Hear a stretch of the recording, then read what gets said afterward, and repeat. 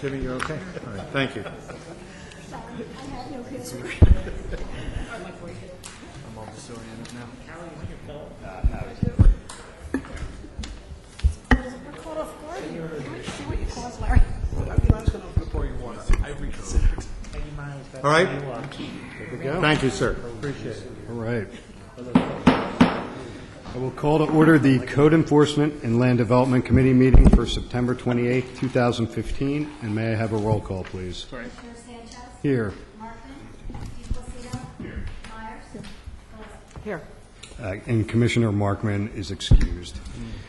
First, I'll make a motion to approve the minutes of the August 31st, 2015 Code Enforcement and Land Development Committee meeting, and I so move. Second.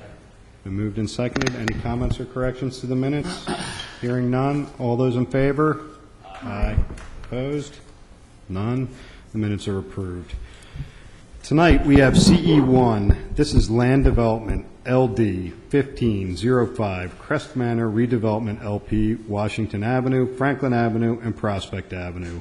This is a motion to approve the land development application of Crest Manor Redevelopment LP for properties located at 1602, 1604, 1606, 1608, 1620, 1622, 1626, 1628, 1634, 1636, 1640, and 1642 Washington Avenue, 1601, 1603, 1607, 1609, 1613, 1615, 1621, 1623, 1627, 1629, 1635, 1637, 1639, 1641, 1645, 1647, 1651, 1653, 1659, 1661, 1666, 1667, Franklin Avenue, and 1713, 1715, 1721, 1723, 1729, and 1731 Prospect.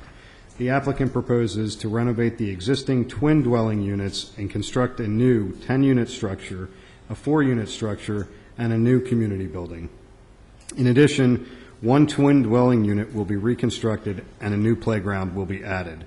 The number of dwelling units is proposed to be increased to 46 units. The applicant proposes to construct an on-site stormwater management system and additional parking. The properties are zoned in the R4 residential district and AO apartment office district in Ward number 5 of the Township of Abington, and I so move. Second. I didn't get that. Could you repeat that? It's like the Just the numbers again would be great. Commissioner did a super job. thank you. It sounded like the school closing. All right. Just thinking that. And the motion is subject to conditions and waivers as listed in the agenda. Yeah, he knows. Conditions with conditions of waivers. Mr. Mattei. did you- Yes, sir. I think we have the applicant here, Mr. Joel Johnson. Just before Ms. Johnson starts, I just want everybody to know that we've worked on this for quite a while. The township staff, along with the county, we've had 3 neighborhood meetings. The last one was last Tuesday evening. We've had, last Tuesday, and unbeknownst to me, my staff sent out 90 notices and 5 applicants showed up, 5 residents showed up. All went well, and last Planning Commission, again, everything went well, and the Planning Commission unanimously approved this application with the conditions and the waivers as listed. And Mr. Johnson's here to present it to you. Thank you, sir. Thank you. Good evening. Good evening, Commissioners, ladies and gentlemen. Good evening. And Mr. Johnson, can we have your name and address for the record, please? Certainly. Joel Johnson. I'm the Executive Director of the Montgomery County Housing Authority. Our administrative office is located at 104 West Main Street, Norristown, Pennsylvania, 19401. Thank you. Thank you. So I appreciate the opportunity this evening. The Housing Authority, just give you 30 seconds of background on our agency. You may have heard of us. The Housing Authority is an independent authority chartered under Commonwealth law. We administer federal rental subsidies on behalf of income-qualified households across Montgomery County.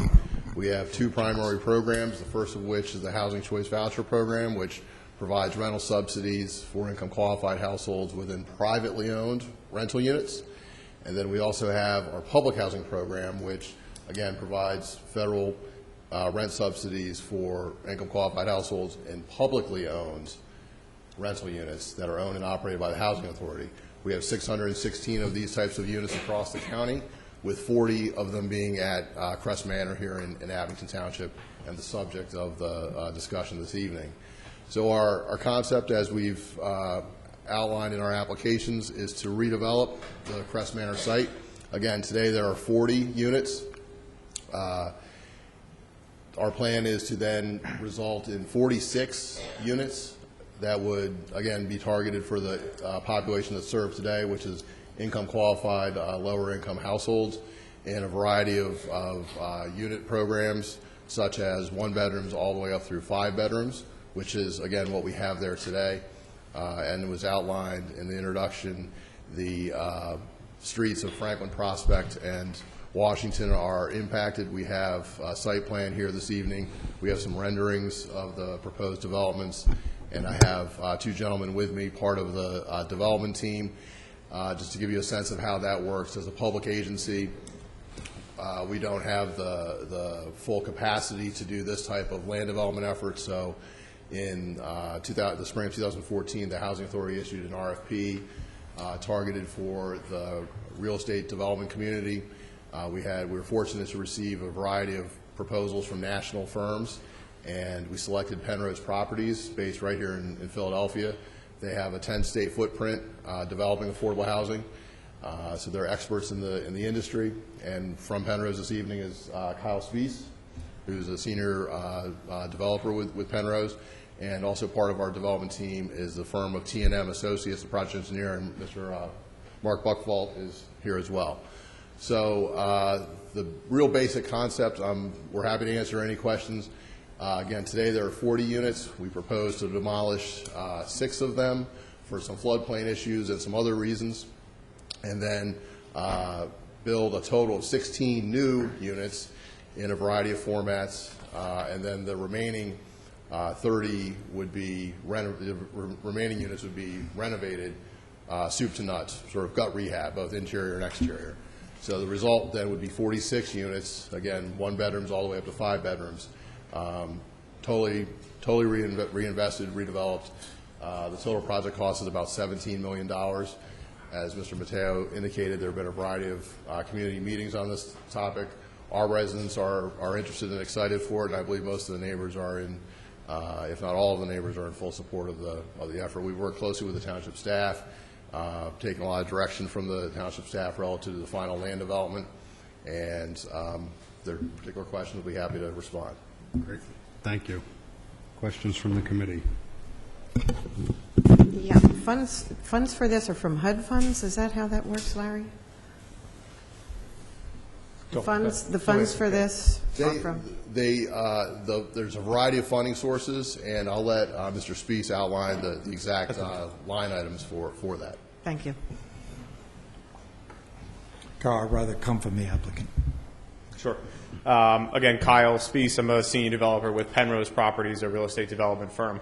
There are, as Joel mentioned, a number of different sources, the largest of which is a low-income housing tax credit that starts at the IRS level, is channeled through the Pennsylvania Housing Finance Agency, is eventually sold to an investor in exchange for investment proceeds, and that's probably about $12 million, $12.5 million of the total capital stack of $17 million that Joel mentioned. There's $200,000 in community development block grant funds. That's ultimately a federal source that's channeled through Abington Township. There is $1 million in Montgomery County Affordable Housing Trust Funds. That's a county source. There are $750,000 in what's called Penn Homes Funds. That's ultimately a federal source that's channeled through the Pennsylvania Housing Finance Agency. There is about $2.7 million coming from the Montgomery County Housing Authority, but I want to pause on that one just to say that that's a little bit of a tricky in and out source. The project partnership is going to pay the Housing Authority for the land, and then the Housing Authority is going to immediately lend the partnership back money. So that's actually not truly a Montgomery County Housing Authority source. They just happen to sort of be a conduit, and there's a reason why you do that financing-wise. And then I think that's it. Trying to add really fast. Yeah, please do, and check my math. And then, I'm sorry, Joel points out there will be some traditional private debt from a bank, as we're all more used to, probably on the order of about $500,000. Okay, and that private debt is not township debt, right? That's correct. No, that's an obligation of the That's partnership. correct. And that's your part. Oh, that's wonderful. Thank you. Sure. Other commissioners on the committee? Commissioner Jones. Thanks. I have a couple questions. First question, during the construction, is there going to be any type of minority and women participation thresholds for ownership, not employment? I'm sorry, for ownership, as far as the Any- ownership of any- the units? Ownership of any contractors doing the work. So will there be any participation thresholds for minority and small business and women's firms? Yes, the short answer is yes. We have thresholds for those, and again, I'll ask Kyle to come out, step up, and just describe the sort of formal structure as to how that takes place. Okay, thank you. Sure. Penrose has been around for 40 years and has done a number of developments just like this, where we're partnered with housing authorities and/or using federal, county, and local funds. So we have a long history of engaging minority and women-owned businesses, as well as hiring local subcontracting firms, as well as hiring local and low-income individuals to hire for specific roles during construction. Outside of our history and ability to do that, there are federal laws that mandate that we make best efforts to hire minority women business enterprises, MWBEs is the term, as well as there are rules in what's called Section 3, which is about local hiring of firms and individuals. So, not looking for a set-aside or anything, do you have a target threshold? 20%, 15%, 18%, 32% of that $17 million in the contracts or subcontracts that are going to be letted, rather?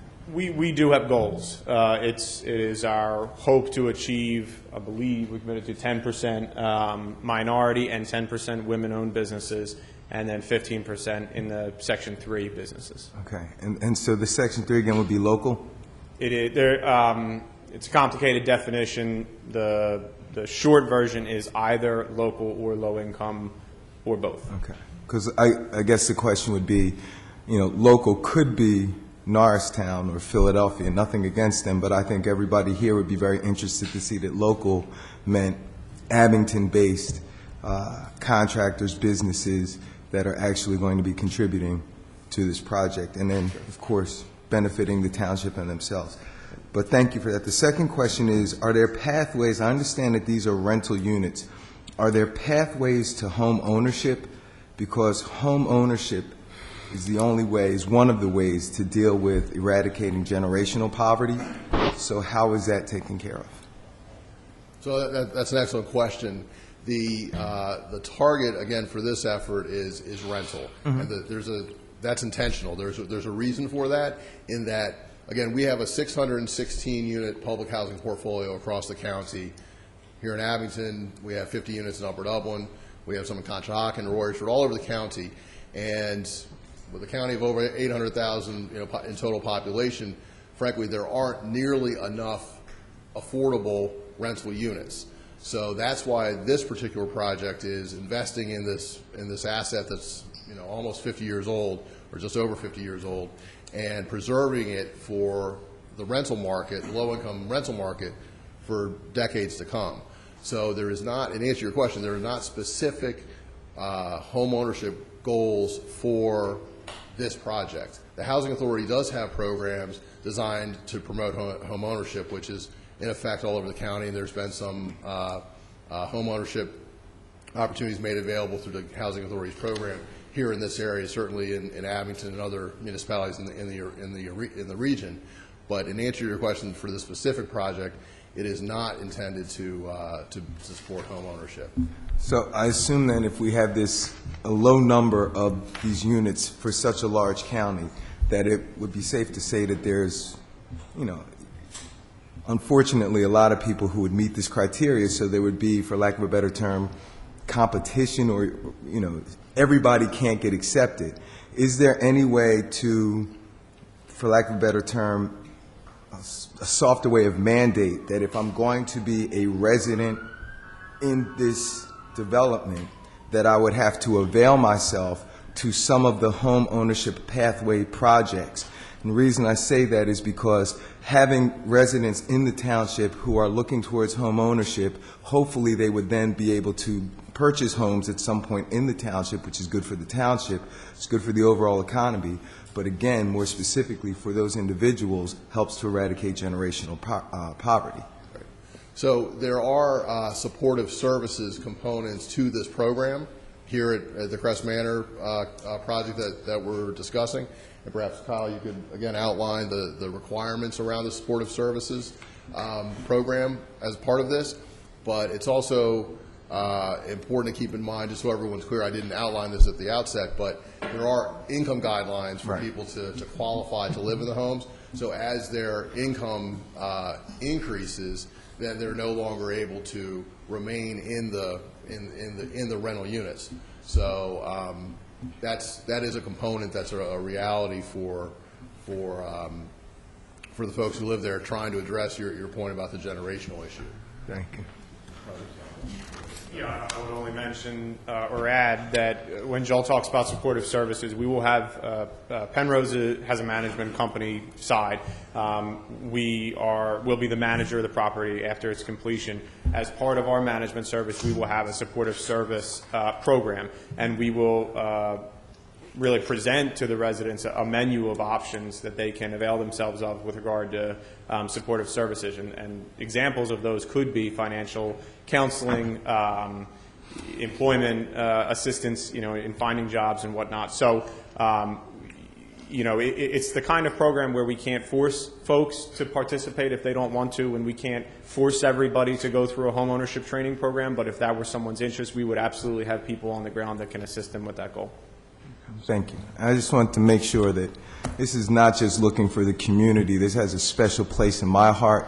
My grandmother lived in this development. The first 5 years of my life, I spent almost every day in this development. So, as always, some things are public, but some things are also personal. So thank you for your answers. Commissioner DiPlacido. Question, is there any prerequisite where we'll have to, the township will be required to obtain funds to release any of these grants? Because I did the math real quick in my head, and it's about $300,000 short. Well, as to the any gap there, that would be covered by the debt that Kyle mentioned earlier. So that amount hasn't been finalized, depending on the total final budget cost. So that can be addressed through the debt. As for the release of funds, there are release of funds. Mr. Strother, that the township has federal requirements around the community development block grant, CDBG funds, and we're working closely with Van's office on that. I would just add, I apologize for not coming with sort of a picture of the capital stack in hand. I'd be more than happy to send something to you through township staff afterward that very specifically describes what the capital stack is, in case I was off $100,000 on 3 of the sources. I can assure you the budget will be balanced when we close. Commissioner Spiegelman. Thank you, Mr. Director. Mr. Johnson, just jumping off on your answer to Commissioner Jones's questions. For the folks who live there, as you said, it is possible as their incomes rise that they'll basically sort of kind of price out or earn out of the ability of the qualifiers to live in Crest Manor. Is that something that is analyzed on a per unit basis like every year, every 5 years? I'm just curious as to how that works. So currently, and I'll turn to Kyle for some details about the going forward, but currently under the public housing model, which exists today, HUD, the U.S. Department of Housing and Urban Development, which is the funding source for us, essentially sets the rent for each bedroom size at Crest Manor and the other 1.2 million public housing units across the country. So a one-bedroom in our area at Crest Manor has a certain rent level, a two-bedroom is obviously a little higher, et cetera. So HUD defines that, and on an annual basis. So that's the structure as to how it works. And to be eligible to live there, folks have to contribute, or tenants have to contribute 30% of their household income towards that rent.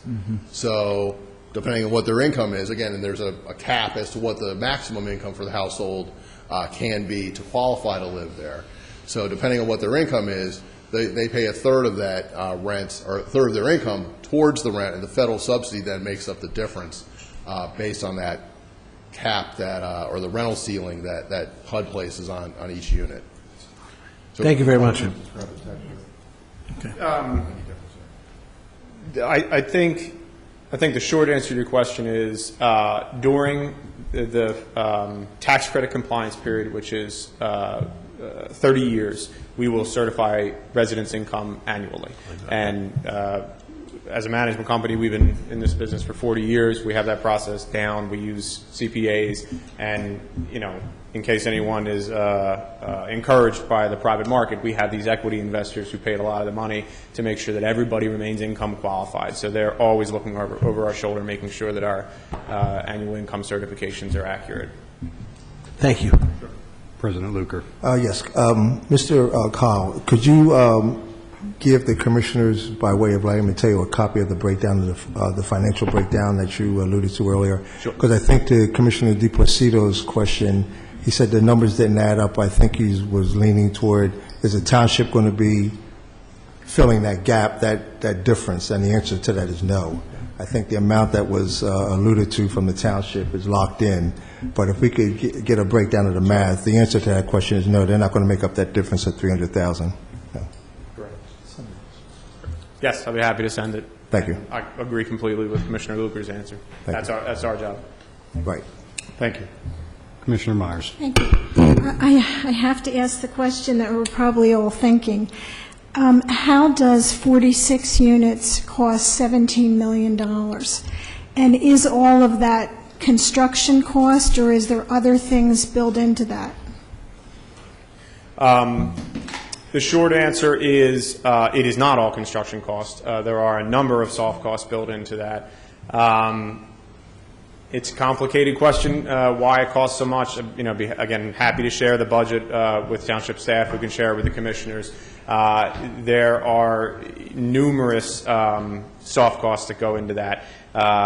Architectural fees, legal fees, engineering fees, I could go on and on, fees related to our financing. I would also, right off the bat, say that when I was speaking about the sources of financing, I paused for a minute on the housing authority's dollars to say that we were paying them and they were immediately lending it back. That transaction is in the $17 million. So that's about $3 million right off the top that we do only to generate some more tax credits. It's really just an in and out of money. So you can kind of take that off the top as a weird soft cost that we're paying for a reason. After that, the construction cost, because we have federal sources at play here, you have Davis-Bacon wages and some other things, accessibility standards. There are costs associated with the construction that drive it up beyond what you might think typical residential construction ought to cost. Outside of that, I would just say I'd be happy to go through the budget with township staff and provide it to you for further review. And if I could just add, I'd just really echo everything Kyle just said, but additionally, he mentioned a variety, he outlined the variety of the soft costs. Now, many of those would typically be caught up in a private sector residential development, engineering, legal, et cetera. But for this type of transaction, again, we're an entity of, technically housing authorities, I'll bore you with the history. Housing authorities are instrumentalities of the Commonwealth, yet we serve at the local level with federal dollars. So we have to go through an exhaustive process with the federal government to effectuate this type of effort.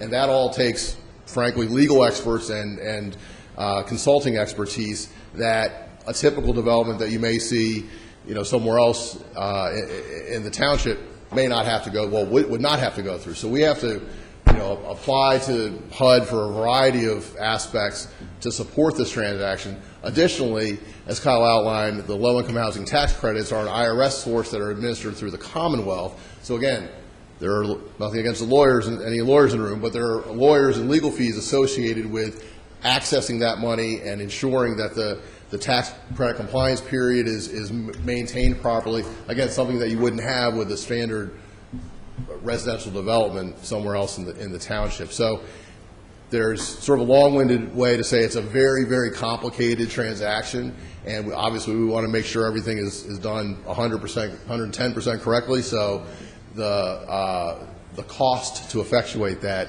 unfortunately, contributes to the soft costs. And we equally want to be sure, I think just as important as where the money's coming from is how the money's being spent. I realize that this is not a part of land development, but I think it's something that we're all very interested in. And if you could also include the project budget, we would be most grateful. Absolutely. Thank you. We're happy to do that, and as we expressed with the Planning Commission last week, we're certainly happy to be as transparent as everyone's interested. We want to be as transparent as possible. We're a public entity, so we're happy to share any information you're interested in, even if it's beyond the purview of a particular committee. So we're not too caught up in the formality of that. We're happy to share whatever information everyone's interested in. Thank you. So, thank you. Other Commissioner. Commissioner Hecker. Thank you, Commissioner Sanchez. I had one quick question. The County Planning Commission's letter raised the question about the playground and whether it would be open to the public, and I was wondering if we had an answer to that. Well, the short answer is that there were numerous questions around the playground, not only its availability to the public, but also its location and the safety of it at that corner. And so Mr. Mateo can correct me if I'm wrong, but we ended the Planning Commission with the intent to actually remove that playground from the design. Okay. Because of floodplain. Okay. Thank you. So, and the reason that area on the corner is maintained as green space is because today it's currently in the floodplain, and currently the Housing Authority's management office sits in a building on that corner which is in the floodplain. So obviously, going through this type of effort, it makes sense to clear the floodplain and get everything out, any structures out of the floodplain. So that was the concept behind the playground there on that corner. But as Kyle described and Mr. Mateo described, we're going to be removing that as part. Coming out of the Planning Commission discussion last week, we'll be removing any playground structures, and it'll just be essentially open green space. Thank you. There was also concerns of safety from traffic and stuff for the children, and they agreed to remove it. Thank you. Vice President Klein.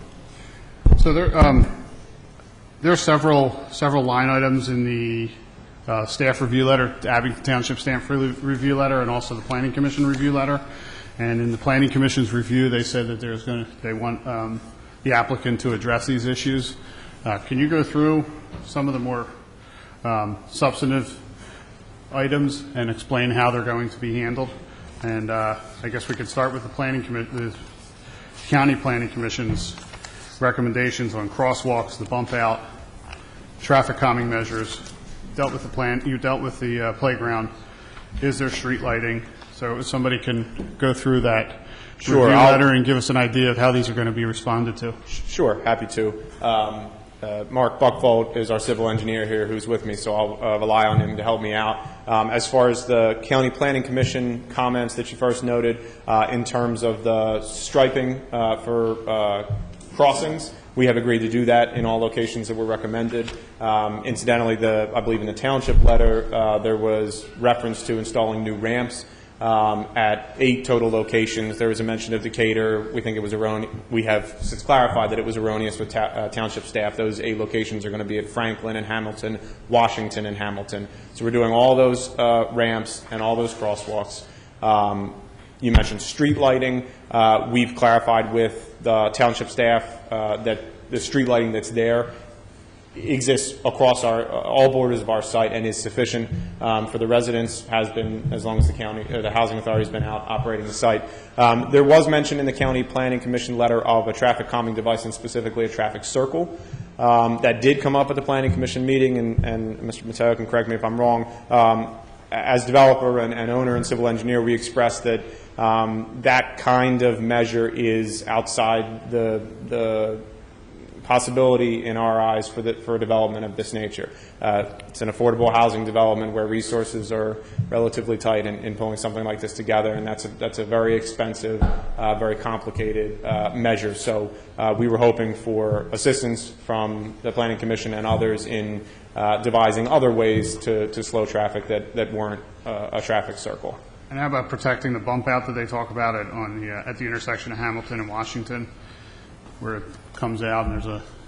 Right, I'm sorry, yeah. So that was the former location of the playground. I don't know if you can see the site plan over there. The intersection does jog a little bit. We described in our response that at that corner we intend to install both landscaping and some sort of structure. I want to be a little bit flexible about that because, to be frank, it's in the floodplain. And when Mr. Pennicow was here with the Planning Commission, he wanted to remind everyone that we can't install any kind of structure in that area that impedes the flow of water because it's a floodplain. So we're working with him and with our engineer to figure out if that's a fence or is it some kind of bollard or what is it. But we will have visual measures at that corner between hardscape and landscape that signal that it is a corner not to be traveled upon. Okay. And how about the township staff review letters? Or staff review letter from the different departments? Have you reviewed that, and are there any things that you're not going to be complying with? I think you're complying with all of them. Correct. We have. Did you submit a response letter? We met with township staff and went over the letter in detail. We have worked through everything and are resolving the items according to our conversations with the township staff, by and large accepting exactly what the comment is. And I say by and large because there's, that comment about Decatur, the comment was actually erroneous. So that's an example where we're working with township staff to address what they intend. And the community center, is that just for the tenants of the housing development, or is that for the neighborhood? Sure. It is so just to describe that building, do you mind grabbing the site plan or pointing to it on the site plan, Mark? So it's a structure on the corner of our site there. Its primary functions will be as a management office for our on-site manager and as a maintenance office and garage for our on-site maintenance person. So he'll have his gator in there and all his supplies and whatnot. There is a small room, and when I say small, don't quote me, I think it's about 500, 600 square feet at largest, on the one side that will have some soft seating and a television in it, and that's meant for gatherings of community residents when they're going to be addressed by the property manager. So it is a structure that is primarily intended to serve and be used by our residents as our office. Now, if there's some small community event that wants to use that large congregational congregational space there for some reason, our manager will be on site and can certainly have that conversation. And so you're building 14 new units, is that correct? And then so there's another 32 units on the site? There's actually 16 new units being constructed. 16, okay. And 30 remaining that will be fully renovated. Fully renovated? Right. Okay. And just to step back to the community building just for a moment, the use that Kyle described is actually very similar to what we have in place today. The building that happens to be on the corner, Mark used to point out, where our existing location is in the floodplain, the green space today, that building, that use is already on the site. So again, it's a small, public room, if you will, intended for the residents, and then the administrative office. But then under this redevelopment, we'll be combining the utility shed, if you will, into this building as well. Currently, that shed is up on Washington Avenue today. One last question. Larry, can you explain, it just says in the zoning hearing decision that all the variances or relief was granted so that this property could be redeveloped. Could you give me a little flavor as to what those specifics those reliefs were? Surely. They were, dimensional variances for front yard, when they're doing the porches and things like that. So they were all dimensional variances that were requested to the buildings. So there's no use variances No, sir. involved? No. Okay. Thank you. Thank you. Commissioner Myers. Thanks. Now I do have a land development question. I'm seeing in the picture that we have, it appears there's off-street parking. How much off-street parking is there, and is there enough for the entire complex?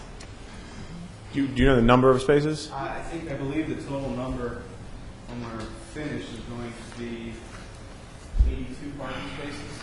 But to answer your question, there's two parking stalls. I think you're going to need a mic. There's a portable mic. And just to, while Mark's getting in position, just to be clear, there is currently off-site parking today. There's driveways there today. So that's what's planning to be replicated going forward. And the exact numbers, I guess, is 82. Can you step over to the site plan? And 82 parking stalls. Essentially, we have 2 parking stalls for each of the twins. There's a parking pad in between each of the twins out there today. Like in that picture, right? In that picture, so you can see the parking pads. So there'll be 2 for each there. For the 10-unit building, we have 7 parking stalls. We actually had originally proposed additional head-in parking.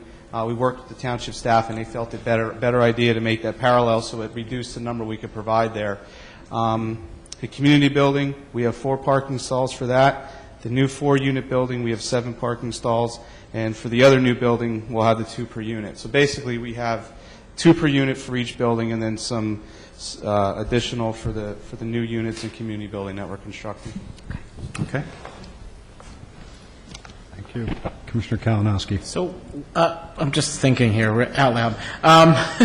Where are the residents that are living there now being relocated, and how is that That's a good question. going on? That's an excellent question. Thank you. So, again, there's 40 units there today. And with this project coming down the pike, the Housing Authority's intentionally been, if you will, stockpiling vacancies there. So as people have left the community, left our the public housing program, we have not filled those units. Now, again, to an earlier question, we have hundreds and hundreds of people on our waiting list for public housing. So there is certainly a need for it. So we could have filled those units, which would typically be the case. Yeah. But given this project coming down, through the pipeline, we've intentionally stockpiled vacancies. So today we have 31. We have 9 vacancies today. So we've been working very diligently with our team and the township to ensure that every household that is there today, all 31, can remain in place at somewhere on the Crest Manor site during construction. So very clearly, we're very clear with the residents about this. Folks are going to have to move at the cost of the Housing Authority, or cost of the project, actually. Another reason the project costs are what they are. So folks will be moving on site for a period of likely 4 to 6 months while their unit is renovated, and then they'll be moving back.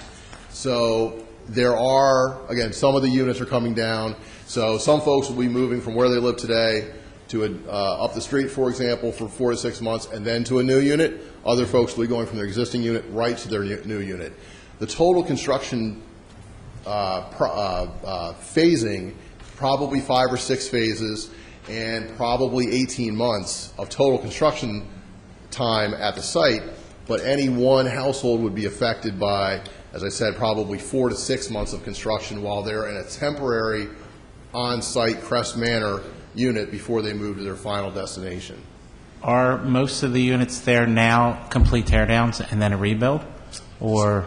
So 30 of them will be gut rehabs, interior and exterior, totally down to the studs, new wiring, new plumbing, HVAC, appliances, drywall, etc.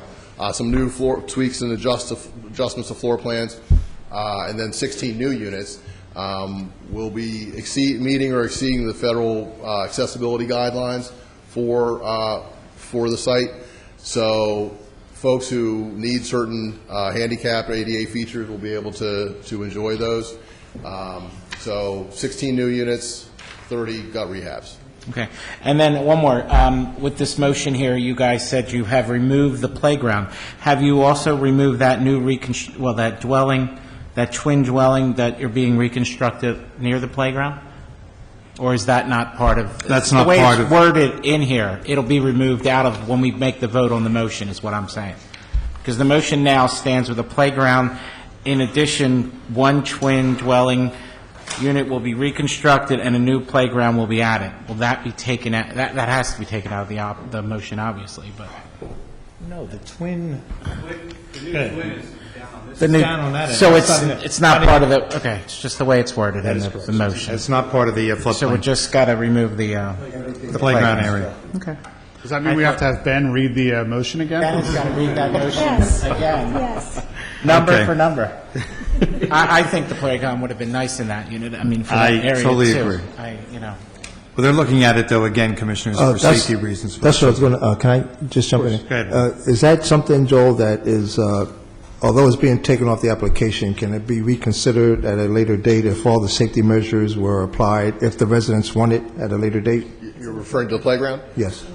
Certainly, I mean, the Housing Authority and our partnership would be happy to entertain any discussion. It's really up to the township, whatever you're interested in. The reason I seeing there. asked that, because when we had the meetings with the residents, that was part of the presentation to them, and I don't think they were privy to it coming off the application as a result of the Planning Commission meeting. Is that correct? That's my understanding. So it's a good assumption that they may ask, what happened to the playground that you told us we were going to have? Okay. So it might be better to just put that in abeyance, or if you will, as something that could be addressed. And if so, how would you do that, Larry? Well, Because some safety features were brought up very poignantly by the Planning Commission. I think, Commissioner, what we'll do, and of course, working with this group, it's been good, and we have, as you know, for the last year, been good. I think that we can submit a new plan, looking at the safety aspects, because at Planning Commission, and I don't mean just to direct this to Commissioner Luker, the Planning Commission was concerned of the traffic, especially at that intersection. The Housing Authority said that they would look into shrubbery, bushes, things like that to protect, especially the youth. And if you look at it, we're also looking into this calming device with the road and the speeding. We're going to be working with Alfred and the policing department to see where we can get this. Again, working together, and of course... Well, I think most of that goes back to Commissioner Khan's questions from the county. Exactly. Most of those measures were with the assumption that the playground was going to go at that location. So I think they should come off, but not come off. Not totally. Right. You know, Wayne, I agree with you. Right. President Luker, perhaps this will come in under budget and there'll be money for a playground. Okay. Thank you. Thank you. Commissioner Jones. There's more? Go ahead, Commissioner Jones. Two quick questions. Do we know the total square footage? Of all of the new Everything construction? combined, Do pre we- and post? Do we have that, Mark? Not off the top of our head. We'll certainly follow up with that information. And also, since you're sending the financial data and you'll be sending the square footage data, could you also send We can supply that to you. and also the information on the MBEs and Second, yes. MWs? You will have everything before the board meeting. Thank you. I know I can I trust you. know. You know because you're looking right at me. I know you're going to. You're the greatest. I know. Commissioner DePlacido. Try to speak up. Just use the one next to it. Oh, God. I think this question could probably be answered by Director Mateo, and this just has to do with one of the renderings that we received in our packet. Okay. And it kind of jumps off of Commissioner Luker's issue with safety. This particular rendering right here, it has a sidewalk system that goes across the twins, and then it dead ends at the larger home. Are we, it may be wrong, it's just a rendering, but are we inclined to go ahead and look at building sidewalks around the entire community? I don't know if we can do the entire, you mean the residents that are not part of this thing? Just on the new construction. The new construction, we're looking at for sidewalks, Commissioner. Jimmy, also, that green area that you're noticing there, and can I say this, Joel? The Housing Authority just found out that is theirs. They didn't realize it. So they are looking, and you're going to see a continuation of sidewalks for that area also. Don't go just by this rendering concerning the sidewalks. Okay. I mean, if I could add, They're going to make it work. where we are redeveloping, so the outline that you see on the plan over there, we are replacing sidewalks on that entire site. All the way around. So Okay. what you happen to see there in your picture is the end of our site plan. Yeah. For my part, I'm here to commit that we're doing all the sidewalks entirely on our portion. Great. That was a good observation there, Jimmy. Thank you. Thank you for looking at the documents. Any other commissioners? Okay. Anyone from staff? Any Nothing further. Comments from those present in the audience?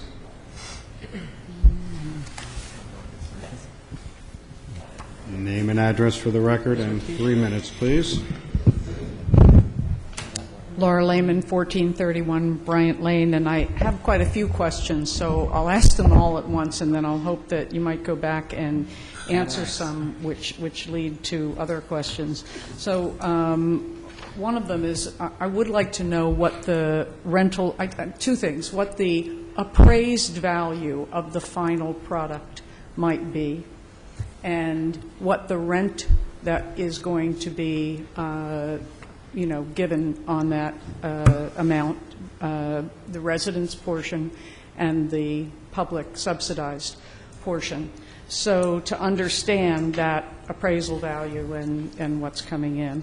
I also, in the regard to the pathway to ownership that was brought up, which was an excellent question, in a unified project like this, I think it's much less likely that that path of ownership would be possible because it's part of a whole, group, unit, like a condo association almost. Whereas if we did the same kind of thing, rehabbing individual properties, the pathway to ownership, actually, that prospect might increase. And that's something that certainly in future projects, again, this cow's out of the barn, but certainly in future projects. The community center use question that came up, and Mr. Spies did kindly tell me last time that there were no regulations preventing any use of by the community of the center. I would like this board to ask them for very free and open use, so that not just a book club, but if somebody wanted to talk about, that no resident would be turned down for any reasonable use of this center if the center was free. So in other words, that's one of the things that I had been asking, that we spend $17 million. A community center is being built, and it's only for 46 families. So apparently that possibility, only with the word from you, is very much available to the community. To say, please, we would like to make that part of our agreement with you, and we ask that, we can't force you, perhaps, but we ask that of you. I think the developer knows that there's quite a bit that they're getting on this end. In terms of the financing, the process, I think probably none of you really understand what amount is public and private money. I know I've looked at the budget, and I still don't understand it. And I think when you look at the budget, you'll have probably some of the same confusion, even if you're an accountant, in terms of figuring out exactly how much money public is going into this, how much money private is going into this. And that's a really, really important thing, because these buildings, a duplex, is going to be worth almost $1 million. You have at least $100,000 there. You're putting in $369,000 effectively into each unit. Okay, so each person will be living in what is effectively a $500,000 home in subsidized housing. Also, I looked at the FEMA flood. Yeah, I'll finish up. I just have Please. 2 more. I looked at the FEMA floodplain map, and it does. I'm wondering if all of the building is now out of the floodplain, because that corner on Washington Avenue is right in the floodplain. So in this project, when we were taking down some units, did we take down the ones in the floodplain? I know that corner where the playground was, but do we still have buildings in there? And the last thing that was just, I would like to understand, and maybe you would ask tonight, the actual ownership when we're done of this. Is this owned 100% by the developer? and then subsidized again by public monies. Thank you. Thank you. Any other members of the audience? Sure. Commissioner Jones.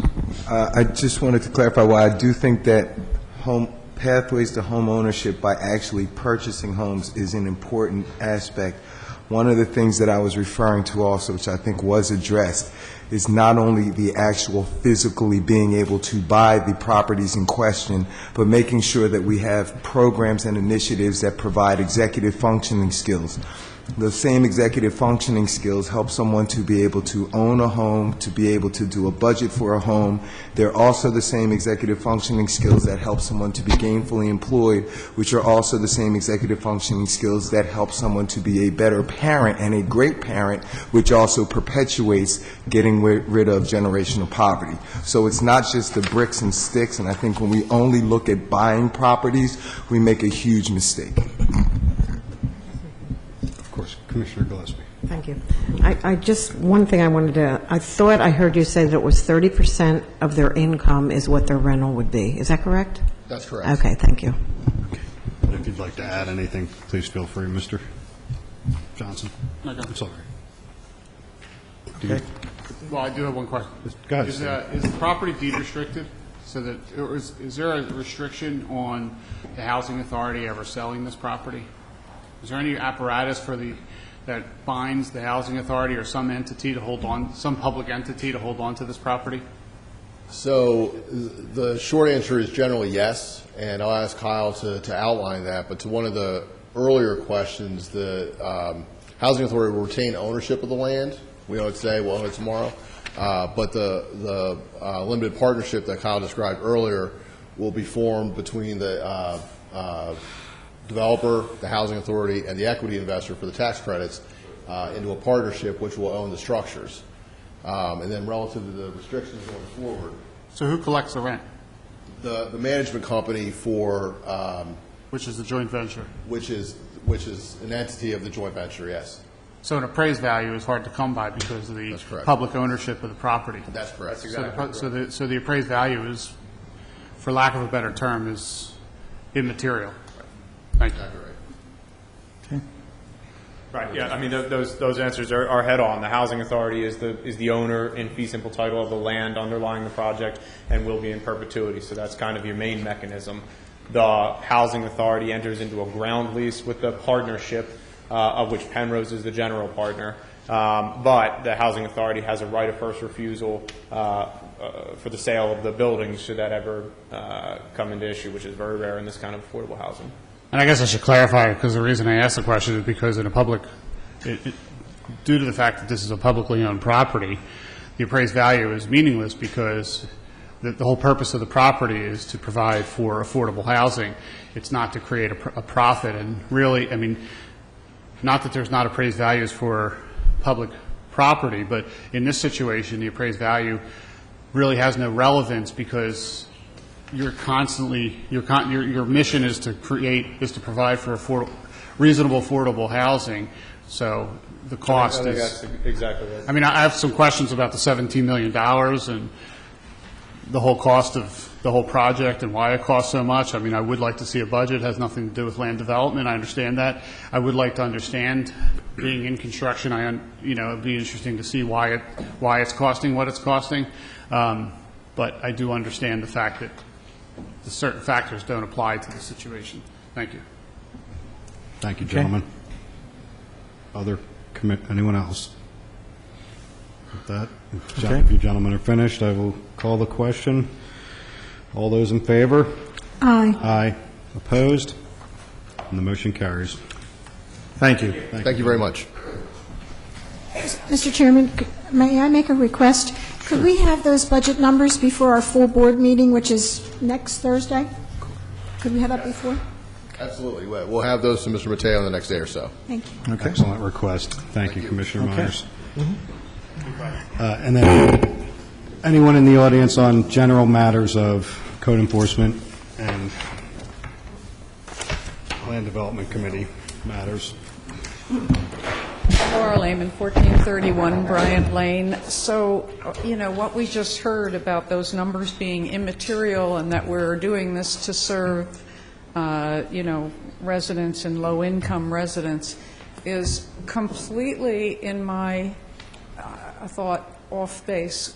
When we are, if you go out and buy a $500,000 home and supply it to somebody who is paying 1/3 of their income to rent it, when a $500,000 might buy 3 homes instead to serve low-income people. That means 1/3 of the hundreds of people that Joel said are on, that Mr. Johnson said are on the list waiting, 2/3 of those people will not get served. It's very, very relevant. Thank you. Thank you. Can I just one thing? I mean, I think it's fair to say I think almost everybody on the board had some questions about the budget, and which is why Commissioner Myers had asked for it before Thursday. I think the thing that was somewhat irrelevant was the actual appraised value that was discussed, not the actual budget. Thank you, Commissioner Klein. And I'll entertain a motion to adjourn. So moved. Second? Okay. Commissioners, again, thank you very much for allowing us to do this. Yes, sir. Thank you, Director Mateo.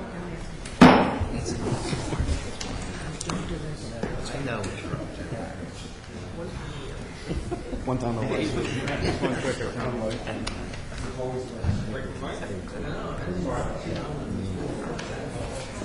That's fine. Yeah, I guess.